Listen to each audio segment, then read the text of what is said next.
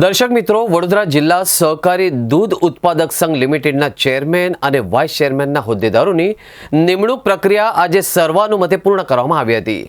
ભારતીય જનતા પાર્ટીના મેન્ડેટ બાદ ચેરમેન તરીકે પુનઃ એકવાર દિનેશ પટેલ એટલે કે દિનુ મામાની વરણી કરવામાં આવી હતી, જ્યારે વાઇસ ચેરમેન તરીકે જીબી સોલંકીના નામની સત્તાવાર જાહેરાત કરવામાં આવી હતી. ચૂંટણી પ્રક્રિયા દરમિયાન ભાજપ મોવડી મંડળ દ્વારા મોકલવામાં આવેલા મેન્ડેટ મુજબ જ નિમણૂકો કરવામાં આવી હતી. નિયામક મંડળની બેઠકમાં કોઈ અન્ય દાવેદારી ન નોંધાતા દિનુ મામા અને જીબી સોલંકીની વરણી સર્વાનુમતે બિનહરીફ જાહેર કરવામાં આવી હતી. આ જાહેરાત બાદ સમર્થકો અને બોર્ડના ડિરેક્ટરો દ્વારા બંને નેતાઓને મોં મીઠું કરાવીને તથા ફુલાર પહેરાવીને શુભકામનાઓ પાઠવવામાં આવી હતી. પુનઃ ચેરમેન બન્યા બાદ દિનેશ પટેલ એટલે કે દિનુ મામાએ ભાજપ સંગઠન અને નિયામક મંડળનો આભાર વ્યક્ત કર્યો હતો. તેમણે કહ્યું કે બરોડા ડેરી સાથે જોડાયેલા હજારો દૂધ ઉત્પાદકો અને પશુપાલકોનું હિત જ અમારી પ્રાથમિકતા રહેશે. ડેરીના વિકાસ અને પશુપાલકોને તેમના દૂધના પોષણક્ષમ ભાવ મળે એ માટે આગામી સમયમાં વધુ મક્કમતાથી કામ કરવામાં આવશે. તેમના સાથી અને નવનિયુક્ત વાઇસ ચેરમેન જીબી સોલંકીએ પણ સંસ્થાગત માળખાને વધુ મજબૂત કરવાની અને પશુપાલકો માટે કલ્યાણકારી યોજનાઓ અમલમાં મૂકવાની પ્રતિબદ્ધતા દર્શાવી હતી. બરોડા ડેરીના ચેરમેન તરીકે દિનેશ પટેલ એટલે કે દિનુ મામા અને વાઇસ ચેરમેન તરીકે જીબી સોલંકીની નિમણૂક પ્રક્રિયા પૂર્ણ થઈ ગઈ છે. પરંતુ આ ચૂંટણીની સાથોસાથ સહકારી અને રાજકીય આલમમાં ભારે ગરમાવો આવી ગયો છે. ચેરમેન અને વાઇસ ચેરમેનની વરણીના માંડ 24 કલાક પહેલા જ એટલે કે 3 ઓગસ્ટે દિનુ મામા અને જીબી સોલંકી સહિત 10 જેટલા ડિરેક્ટરોની દૂધ મંડળીએ કાનૂની નોટિસ ફટકારતા અનેક તર્ક વિતર્ક પણ સર્જાયા. સહકારી ક્ષેત્રના વર્તુળોમાં ચાલી રહેલી ચર્ચાઓ મુજબ ડેરીમાં લાંબા સમયથી ચાલી રહેલા એક હતું શાસન સામે જિલ્લાના કેટલાક સ્થાનિક ધારાસભ્યો અને અગ્રણી નેતાઓએ આક્રમક વિરોધ નોંધાવ્યો હતો. રાજકીય વિશ્લેષકોના મતે આંતરિક જૂથબંધી અને ધારાસભ્યોના દબાણ તથા ઇશારે જ આ નોટિસો પાઠવવામાં આવી હોવાનું ચર્ચાઈ રહ્યું છે. એક તરફ ભારતીય જનતા પાર્ટીના મેન્ડેટ અને આધારે દિનુ મામા અને જીબી સોલંકી ફરી એકવાર બરોડા ડેરીનું સુકાન સંભાળવામાં સફળ રહ્યા છે, તો બીજી તરફ વરણીના આગલા દિવસે મળેલી કાનૂની નોટિસોએ આખી ચૂંટણી પ્રક્રિયા સામે સવાલો ઊભા કર્યા છે. આ નોટિસો બાદ આગામી દિવસોમાં મંડળીઓ અને ડેરીના સંચાલન પર શું અસર પડશે તેના પર સહકારી અગ્રણીઓની નજર મંડાયેલી છે.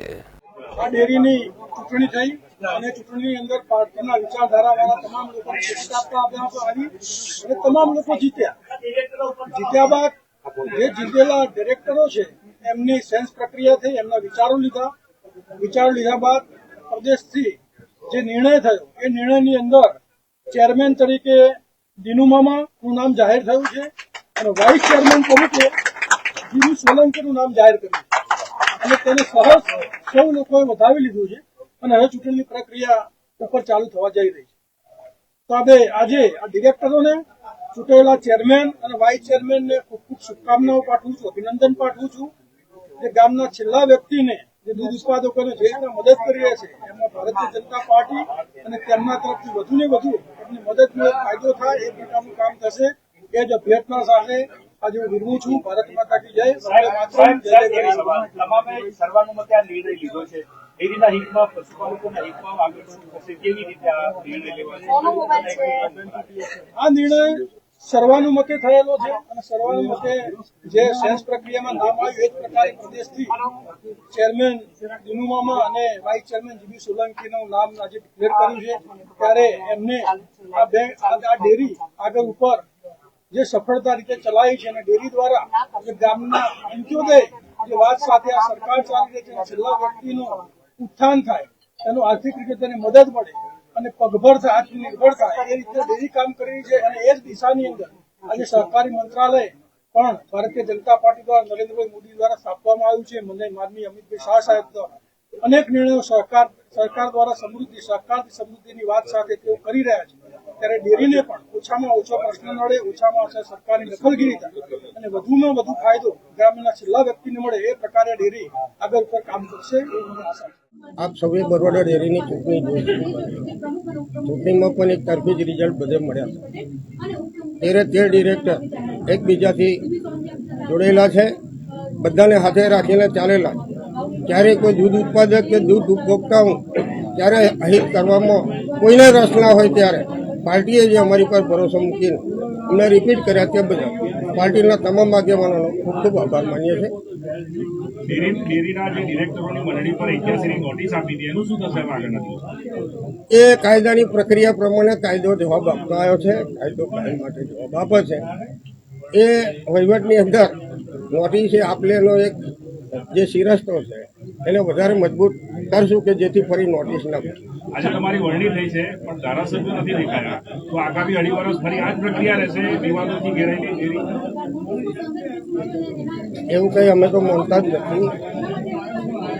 અને દર વખતે ચૂંટણીમાં કઈ કોઈ ધારાસભ્યની ઈચ્છા હોય તો આવે છે, બાકી આવે બધા એવું તો કંઈ હોતું જ નહીં. પણ અમે બધા ભારતીય જનતા પાર્ટીના કાર્યકરોના આગેવાનો એ અમારી પર જે ભરોસો કરેલો છે ભરોસો મક્કમ રાખશું અને પાર્ટીને ક્યારેય અમારા કોમ વતી નીચું ના ગાલવું પડે એ રીતના કામ કરતા આવ્યા છે અને એ પ્રમાણે કામ ખરી ઈચ્છા બળવાની છે. આ તો નવું છે નહીં, 13 વર્ષથી ચલાવીએ છીએ.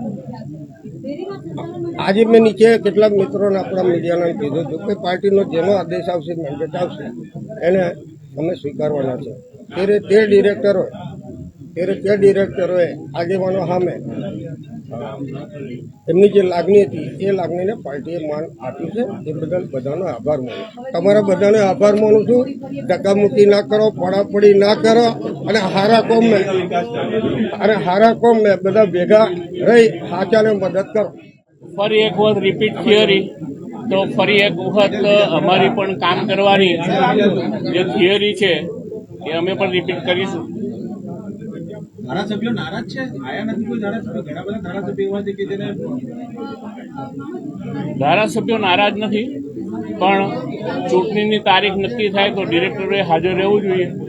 અને ગાંધીનગરમાં મિટિંગ હોય અને જરૂરી મિટિંગ હોય ત્યારે ધારાસભ્યશ્રીઓ ગાંધીનગર પણ હાજર રહેવું પડે.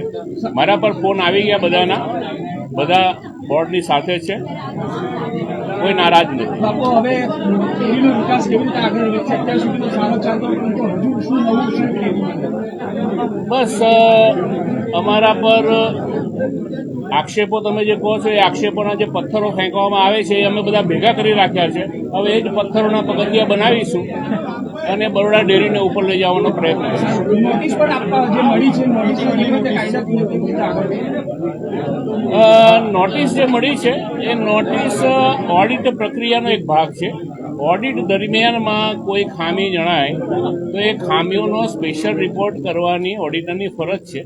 અને સ્પેશિયલ ઓડિટર રિપોર્ટ કરે તો પછી એના આધાર ઉપર આ જે સ્પેશિયલ રિપોર્ટ છે એના જે ઉપસ્થિત કરેલા મુદ્દા છે તેના અંગે કાર્યવાહી કેમ ન કરવી એની કારણદર્શક સૂચના આપવી એ જિલ્લા રજિસ્ટ્રારશ્રીનો અધિકાર છે ને ફરજ છે. એના ભાગરૂપે આ પ્રક્રિયા ચાલી રહી છે.